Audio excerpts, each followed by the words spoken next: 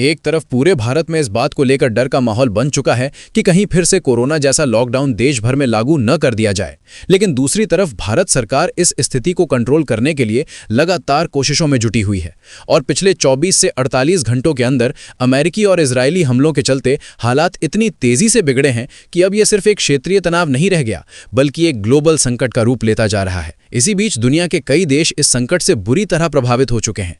वहीं भारत की foreign policy पर सवाल उठाने वालों को भी अब जल्द ही जवाब मिलने वाला है। अब सबसे बड़ा सवाल यही खड़ा होता है कि क्या वाकई में लॉकडाउन जैसी स्थिति दोबारा आ सकती है? क्या दुनिया फिर से उसी दौर की तरफ बढ़ रही है जहां सब कुछ बंद हो जाए? तो इसका जवाब थोड़ा अलग है। ये कोविड जैसा पूरी तरह का लॉकडाउन नहीं होगा, लेकिन जो हालात बनते जा रहे हैं वे किसी भी लिहाज से कम खतरनाक नहीं है, क्योंकि इस बार वजह कोई वायरस नहीं बल्कि एक बड़ा ऊर्जा संकट है जो धीरे धीरे पूरी दुनिया की रफ्तार को धीमा कर रहा है। बहुत बड़ी डेवलपमेंट सामने आ रही है, तो इस वीडियो में हम इसे विस्तार से समझेंगे। लेकिन उससे पहले ये भी जान लें कि भारत सिर्फ चुपचाप हालात देखने में नहीं लगा है, बल्कि पूरी स्थिति पर नजर रखते हुए अपनी तैयारी भी मजबूत कर रहा है। आगे बढ़ने से पहले वीडियो को लाइक करें और चैनल को सब्सक्राइब जरूर करें। सबसे पहले यह समझना जरूरी है कि दुनिया का करीब 20% तेल और भारी मात्रा में गैस जिस रास्ते से गुजरती है, वही रास्ता आज सबसे बड़ा जोखिम बन चुका है। जहाजों की आवाजाही प्रभावित हो रही है, इंश्योरेंस कंपनियां पीछे हटने लगी हैं और कई जगह शिपिंग गतिविधियां लगभग ठप पड़ चुकी हैं। इसका सीधा असर ग्लोबल सप्लाई चेन पर देखने को मिल रहा है और अब यही डर लोगों के बीच फैल रहा है कि अगर यही स्थिति बनी रही तो देशों को अपनी अर्थव्यवस्था की गति खुद ही कम करनी पड़ेगी। अब अगर खाड़ी देशों की स्थिति पर नजर डालें तो हालात और भी चिंताजनक हैं। इराक का तेल उत्पादन करीब 70% तक गिर चुका है। कतर के गैस एक्सपोर्ट पर असर पड़ा है। यूएई और कतर के कई बड़े गैस प्लांट्स हमलों की चपेट में आए हैं और सबसे अहम बात यह है कि वहां खाने पीने की चीजों की सप्लाई लगभग 70% तक प्रभावित हो चुकी है, जबकि कीमतों में 40% से लेकर 120% तक की भारी बढ़ोतरी दर्ज की गई है। यानी वहां हालात ऐसे बन चुके हैं जिन्हें लोग लॉकडाउन से भी ज्यादा गंभीर और खतरनाक मान रहे हैं। अब एशिया की तरफ रुख करते हैं। भारत, चीन, जापान और दक्षिण कोरिया जैसे देश इस संकट से सबसे ज्यादा प्रभावित हो रहे हैं, क्योंकि ये सभी देश ऊर्जा के लिए काफी हद तक मिडिल ईस्ट पर निर्भर है। कई इलाकों में बिजली कटौती शुरू हो चुकी है।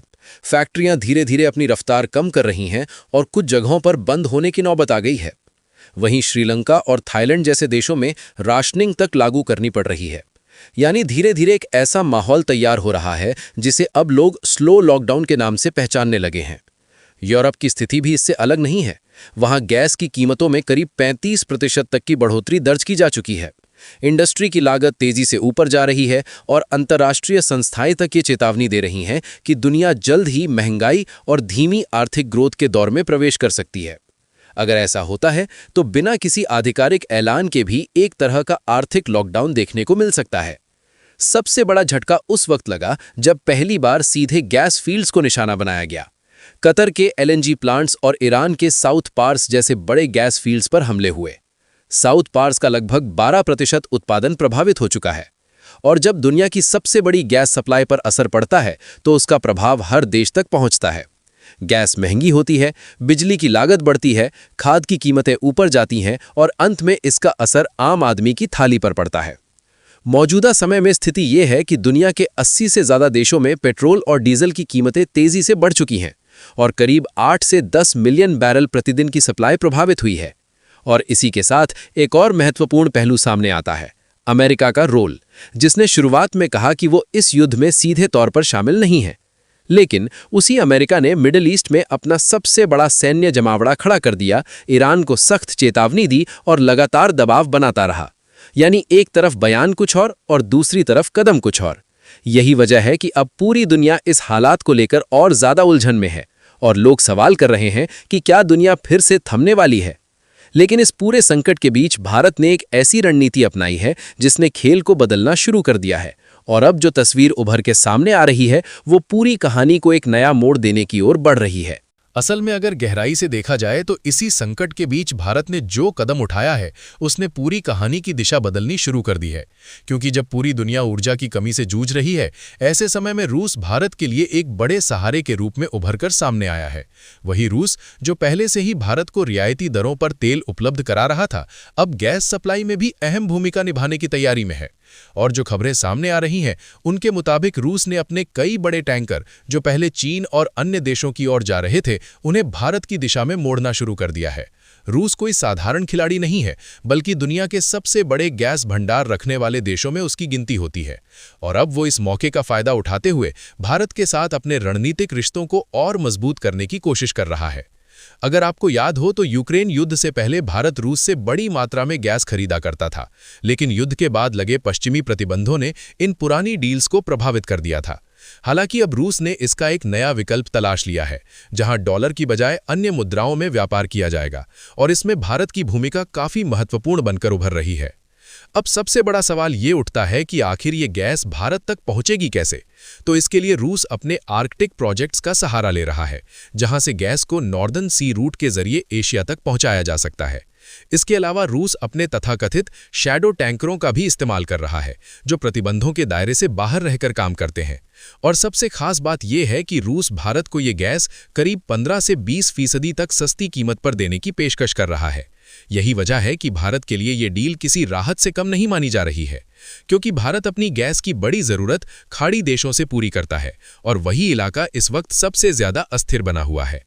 अगर वहां से सप्लाई बाधित होती है तो उसका सीधा असर भारत की अर्थव्यवस्था और आम लोगों की रोजमर्रा की जिंदगी पर पड़ता है, खासकर फर्टिलाइजर सेक्टर और खेती पर, क्योंकि गैस वहां एक बेहद जरूरी कच्चा माल है। लेकिन भारत ने इस पूरे संकट को सिर्फ एक खतरे के रूप में नहीं देखा, बल्कि इसे एक मौके के तौर पर भी इस्तेमाल करने की दिशा में कदम बढ़ाया है। क्योंकि भारत तेजी से अपने ऊर्जा सप्लायर्स में बदलाव कर रहा है, जिसमें रूस के साथ साथ अफ्रीका और अन्य देशों के साथ भी संपर्क लगातार बढ़ाया जा रहा है। इसके साथ ही भारत कोयला और सोलर एनर्जी जैसे विकल्पों को भी तेजी से मजबूत कर रहा है, ताकि किसी एक क्षेत्र पर निर्भरता कम की जा सके और भविष्य में इस तरह के संकटों का प्रभाव कम किया जा सके। यही वजह है कि जहां दुनिया के कई देश इस समय घबराहट में त्वरित फैसले ले रहे हैं, वहीं भारत एक लंबी और सोची समझी रणनीति के तहत आगे बढ़ रहा है। क्योंकि भारत ने अपने एनर्जी रिजर्व को भी मजबूत किया है, वैकल्पिक सप्लाई रूट तैयार किए हैं और समय रहते ऐसे कदम उठाए हैं जिससे देश के भीतर किसी बड़े संकट की स्थिति पैदा ना हो। और यही कारण है कि भारत में अभी भी हालात काफ़ी हद तक नियंत्रण में बने हुए हैं। अब अगर सबसे बड़ा सवाल देखें कि अगर हालात और ज़्यादा बिगड़ते हैं तो इसका असर क्या होगा, तो इसका सीधा प्रभाव आम लोगों पर देखने को मिलेगा। पेट्रोल और डीजल की कीमतें बढ़ेंगी, गैस महंगी होगी, खाने पीने की चीज़ों के दाम ऊपर जाएंगे और उद्योगों की रफ्तार धीमी पड़ने लगेगी। यानी एक ऐसा वातावरण तैयार होगा जहां बिना किसी आधिकारिक घोषणा के भी अर्थव्यवस्था की गति कम हो जाएगी। लेकिन यहाँ सबसे महत्वपूर्ण बात यह है कि भारत इस स्थिति को उस स्तर तक पहुँचने से रोकने की पूरी कोशिश कर रहा है, ताकि इकोनॉमिक लॉकडाउन जैसी स्थिति से बचा जा सके। और यही भारत की फॉरेन पॉलिसी की असली ताकत है, जहां देश अपने राष्ट्रीय हितों को सर्वोच्च प्राथमिकता देता है। जैसा कि विदेश मंत्री एस जयशंकर ने भी स्पष्ट तौर पर कहा है कि भारत वहीं से ऊर्जा खरीदेगा जहां उसे सबसे सस्ता और बेहतर विकल्प उपलब्ध होगा। कुल मिलाकर अगर पूरी तस्वीर को समझें तो ये धीरे धीरे साफ होती जा रही है कि एक तरफ दुनिया इस समय बड़े संकट में फंसी हुई है, कई देशों में हालात लगातार बिगड़ते जा रहे हैं और लॉकडाउन जैसे हालात का डर भी लोगों के बीच फैल रहा है। वहीं दूसरी तरफ भारत इस पूरे परिदृश्य को समझते हुए अपने लिए एक नया रास्ता तैयार कर रहा है, और यही कारण है कि आने वाले समय में ये रणनीति भारत को और अधिक मजबूत बना सकती है। अब देखने वाली बात यह होगी कि ये संकट आखिर कितने समय तक जारी रहता है और दुनिया इससे किस तरह बाहर निकलती है। और सबसे बड़ा सवाल यही है कि क्या भारत में फिर से लॉकडाउन जैसी स्थिति बन सकती है या नहीं। इस पूरे मुद्दे पर आपकी क्या राय है? आप अपनी महत्वपूर्ण राय हमें कमेंट बॉक्स में लिखकर जरूर बताएं और इस वीडियो को लाइक करके अपने दोस्तों के साथ शेयर जरूर करें, ताकि उन्हें भी ये जरूरी जानकारी मिल सके। इसके अलावा ऐसी ही और ज्ञानवर्धक वीडियो देखने के लिए चैनल को सब्सक्राइब करें और बेल आइकन को ऑल पर जरूर सेट करें, ताकि हमारी हर नई वीडियो का नोटिफिकेशन सबसे पहले आप तक पहुंचे। जय श्री राम।